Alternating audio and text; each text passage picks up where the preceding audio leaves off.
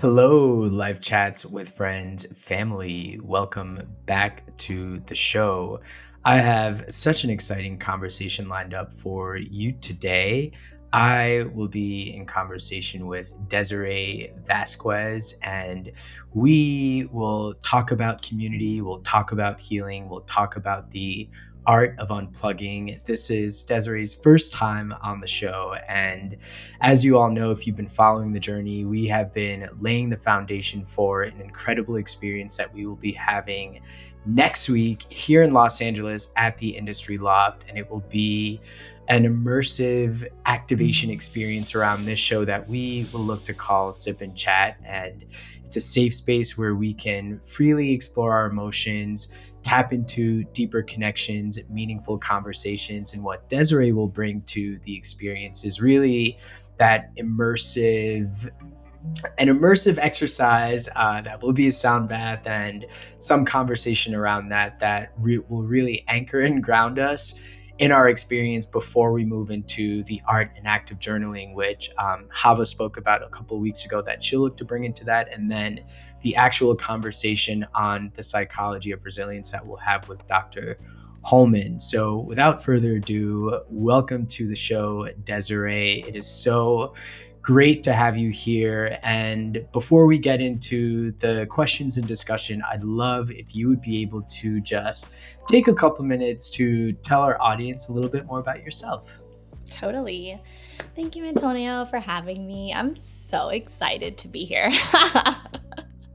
My name is Desiree. I am a holistic health practitioner and a sound healer, and I help people break free from burnout and reconnect with their true self.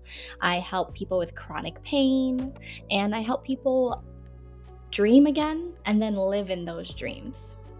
And so my approach blends ancient healing practices and neuroscience, weaving things together like sound healing, meditation, breath work, somatic movement, creative expression, to bring you back into alignment with your mind, your body, and your soul.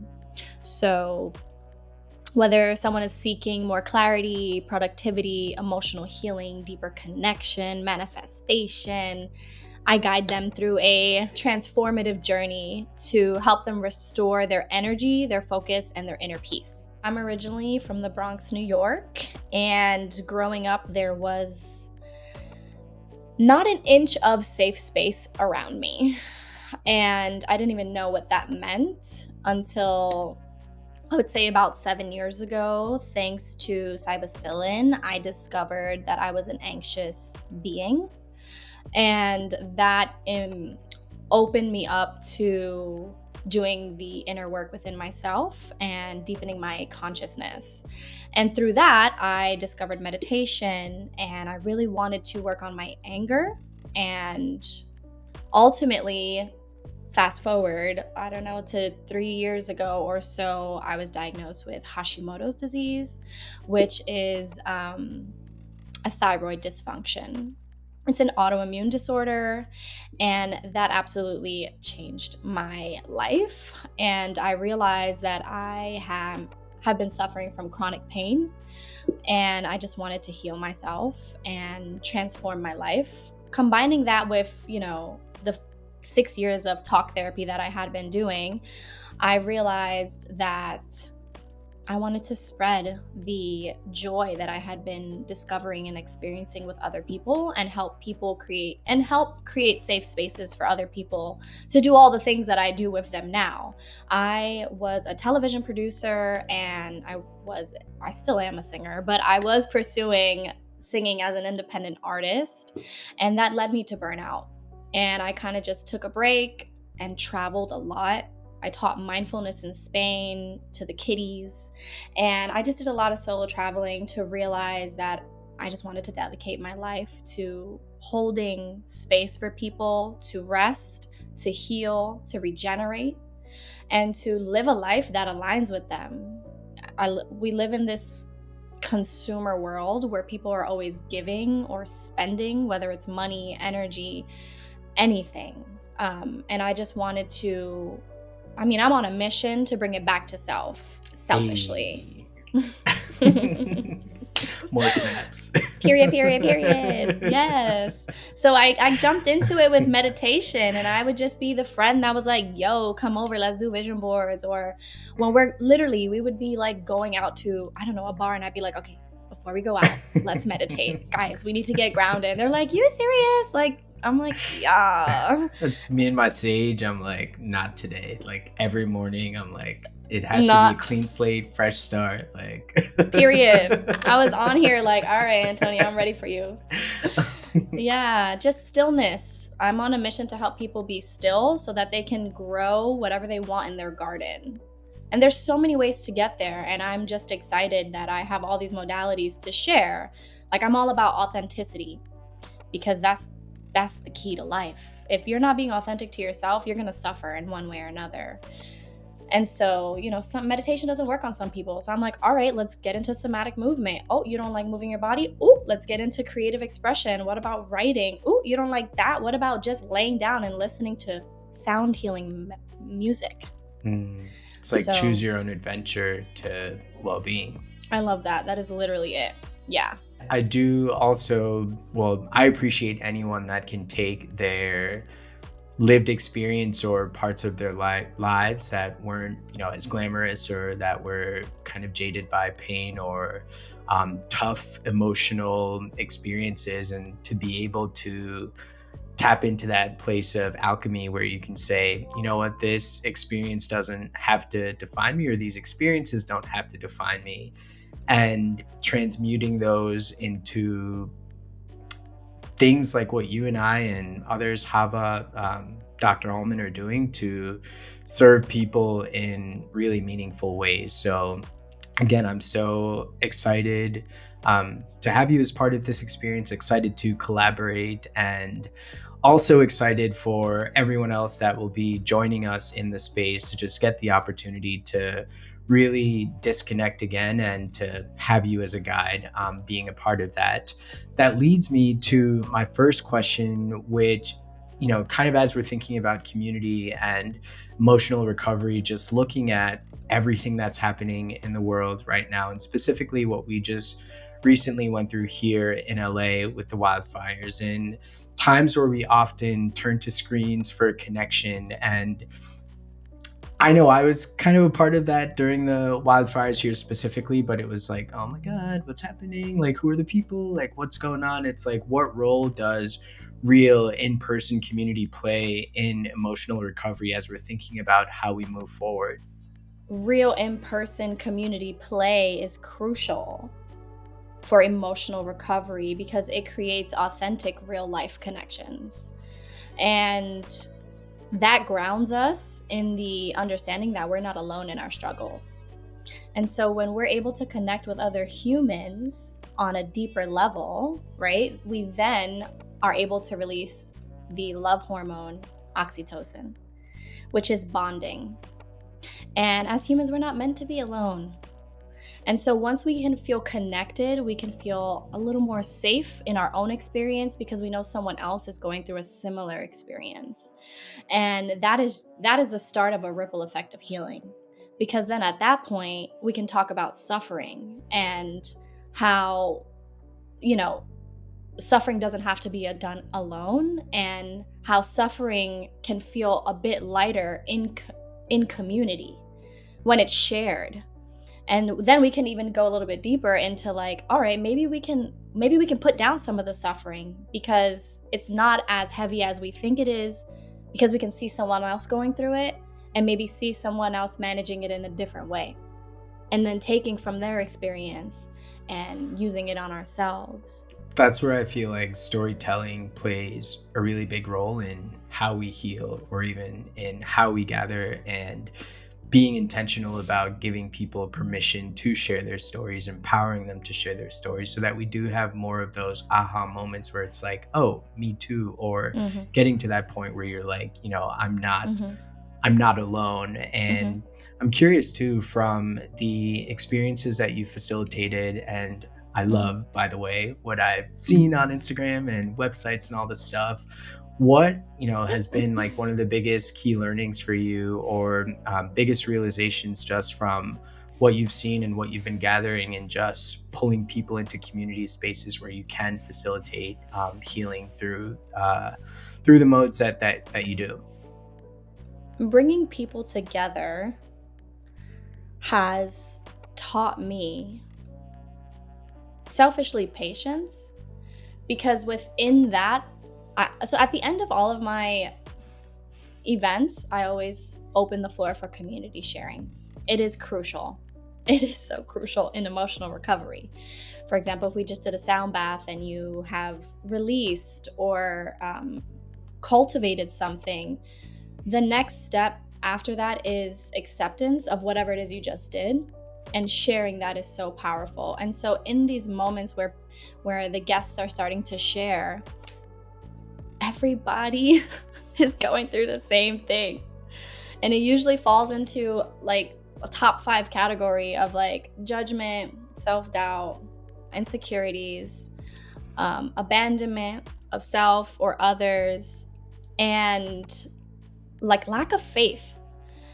And what I've learned is that those 5 minutes, 20 minutes, 15 minutes of just sharing together each other's story reinstills faith. And people are able to walk away with a new belief of themselves and society. Whether it's as small as, oh my gosh, she was speaking to me. Like, I didn't say anything, but I was crying listening to her because I was going through that same exact journey. Or it's like, oh, that person shared and now I'm inspired to go on my wellness journey.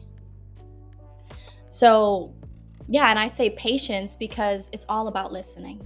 Oftentimes we're stuck in our head, but when we can drop into our bodies and use our senses to be a active participant in active listening, then we're able to absorb something that we can later use as a tool. Yes, 100%. I love that. And in that same vein, for someone feeling, or that may be feeling somewhat disconnected or isolated, whether it be from crisis, burnout, or digital overwhelm, you'd mentioned like a part of it is, being able to say, here's my story, does anybody else relate? But do you have one simple way that an individual can start building or rebuilding that sense of support as they're moving through that state of crisis or that state of burnout, or again, that state of digital overwhelm? Definitely find your joy, go back to joy, discover your joy, get curious about your joy, everything joy, joyful. Yeah. Seriously, because joy is a spark. And that spark can light the path you need for whatever it is you may desire. Like some people aren't really interested in healing. They're interested in succeeding. And you know what? That's okay. That's their journey, their narrative, their story. And when we can focus on joy, that is the starting point for good things to come. Like, it's a positive feeling, it's a positive vibration that will be matched. And when we feel joy, we tend to feel safe. And everything can grow in a safe environment. So I would recommend really getting honest with yourself and saying, what makes me feel joy? Not what makes me feel happy, what makes me feel joy? And that can be a person, a place, or an activity, and then seeking that out. Because once you're in that space, you can then alleviate all of this comfort you're having by being seen. And it's a choice as well. I feel like, we're always presented with choices, left or right, yes or no. And to me, joy is exactly that as well. You get to choose in moments that may not be favorable or moments that may be tough, like really pausing to ask yourself, and that's being mindful to get to that place, like how can I find joy despite XYZ? And that, to your point, in activity, like for me, it's like go for a walk, put on some groovy house music, and I'm like, F it, like this is the vibe right now, like let's go. Exactly, because when you go do something you enjoy, and also peep that enjoy has the word joy in it. When you go do something you enjoy, you're more likely to be less stressed, and find someone else that reflects that part of you.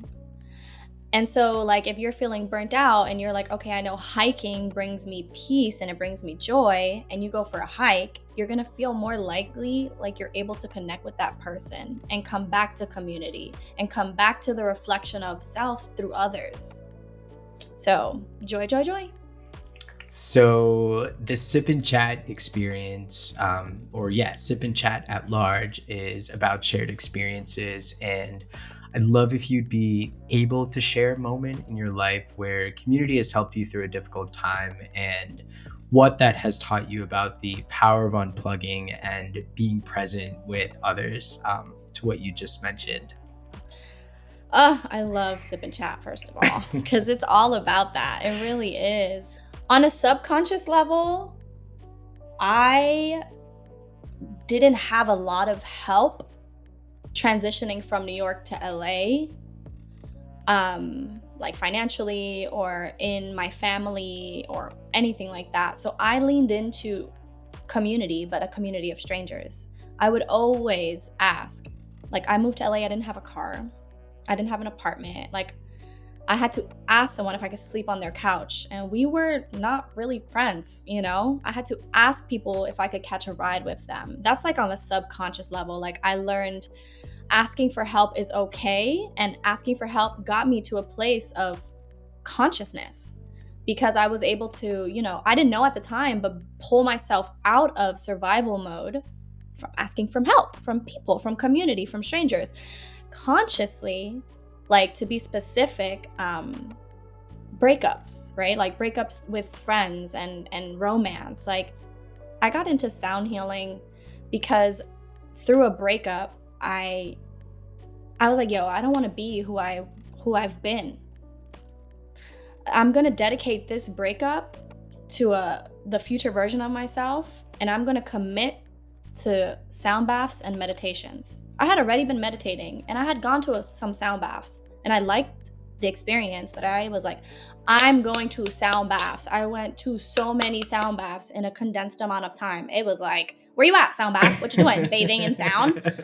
Seriously.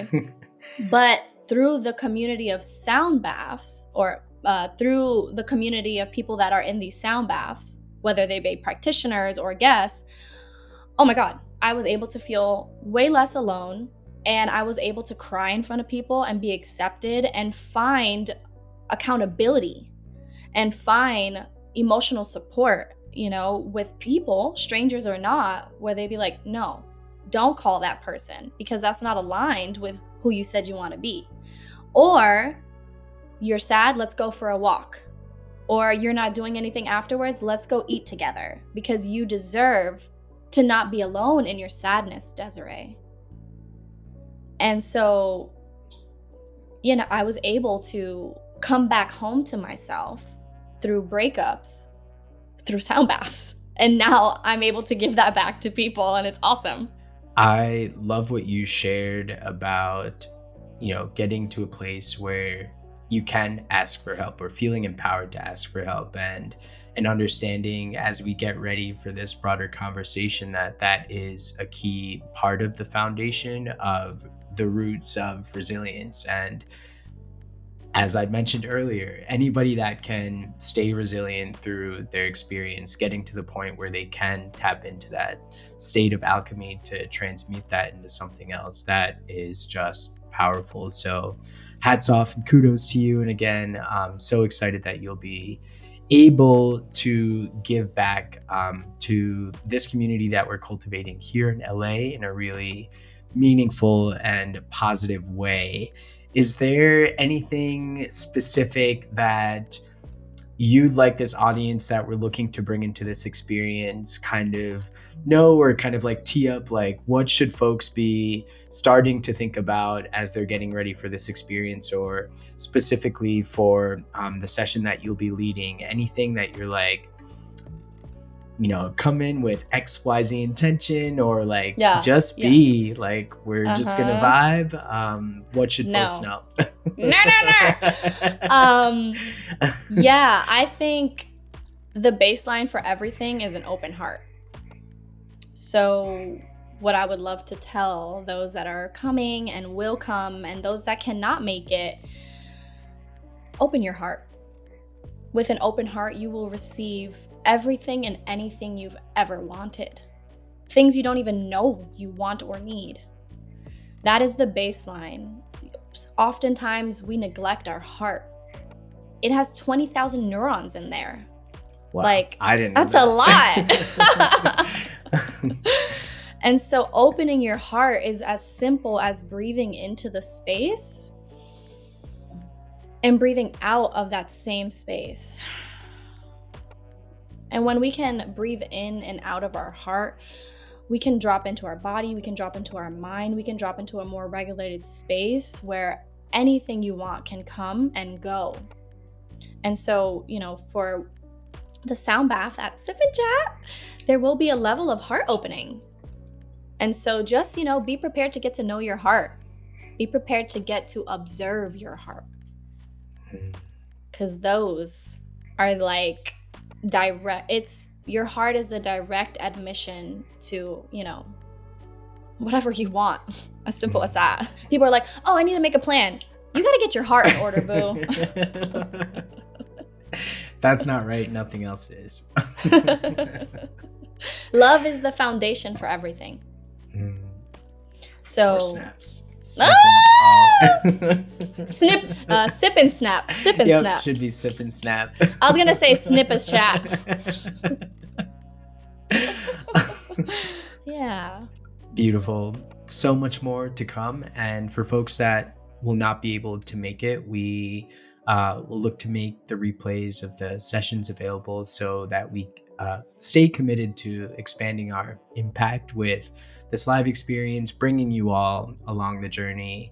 Desiree, where can people find you? Where can they learn more? If there's anyone here specifically in LA that would like to also learn more about your services or how they can integrate you into an experience that they might be putting together centered around community, how can they learn more? My handles across the internet on all social media platforms are Mindfulness with Desiree. Mindfulness spelled regularly with spelled regularly, and Desiree, Desiree. Yes, I am so ready to be able to hold space for people in groups or in pairs or individuals who are looking to transform, who are looking to reset, who are looking to regulate, who are looking to heal. I am also hosting a retreat with Hava. Yes, Dr. Hava. And so you can reach out. It's a mindfulness retreat in Belize, and you can reach out to us online for more details about that. But I didn't know it was in Belize. I thought y'all were going back to where was she? Lima or Peru? But that's we're going to Belize, fire. Baby. Caribbean gal. Amazing. Yes. I love my Caribbean roots. Yeah. So I am available for corporate events. I'm available for date nights. I just recently did a intimate couple sound bath to just deepen their relationship and reconnect them to in a more intimate way. And a lot of people don't talk about sound baths and couples, but it's a thing. Amazing. Well, I cannot wait again to share the stage with you on the 28th. I know I'd mentioned at the start of this, 80 folks registered, expecting 60. If all 80 show up, then we'll deal with it when they all get there. So excited to have you all join us again for this experience. And for those that are listening and following the journey, thank you so much. Thank you as well to our partners that are helping to make this possible and helping to elevate the experience. So we have the Global Day of Unplugging. They are a nonprofit that are helping us just rethink interpersonal communication and the value and importance of that. Magic Mind, the world's first mental clarity shot, helping to elevate our experience in just opening the mind so that we can connect in a really deep and meaningful way. And then some folks that are behind the scenes to helping to make this happen experientially. The Podtext team who work on this podcast, also helping with the kind of overall project management of bringing this thing to life. And then we have Tandem Creative. So anything that's look and feel wise, logos, banners, etc. They've worked on all of those. So thank you all from the bottom of my heart. Thank you as well to our facilitators, Desiree, who we just heard a little bit from, Dr. Hava Rose, and then Dr. Andrea Holman. I hope to see you all next week. And Desiree, any parting words from you before we go? Absolutely. Let's take a deep breath together. Yes.